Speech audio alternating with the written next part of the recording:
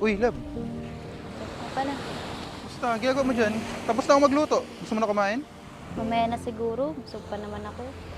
Oh, para may iniisip ka. Namimiss ko lang si Mami. Saka iniisip ko kung paano na tayo ngayon. Paano na ang gagawin natin. Alam mo, ganun talaga. Nakakagawa tayo ng pagkakamali sa buhay. Pero ang mahalaga, yung nagnanasa tayo na maituwid yung ating pagkakamali. Alam ko namang maintindihan tayo ni Mami. Mabait naman si Mami. Hindi ko lang alam kung kaya ko bang tanggapin yung galit niya sa akin.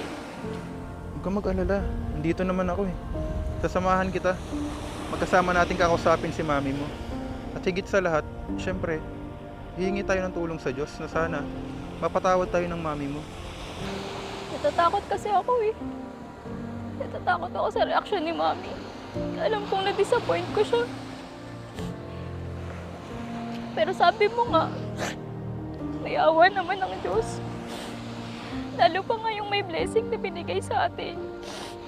Sa awa tulong niya siguro mapapatawad naman tayo ni Mami. Huwag ka masyadong matakot.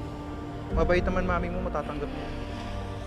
Mahalaga lang pakumbaba tayo sa harapan niya at aminin natin na nagkamali tayo.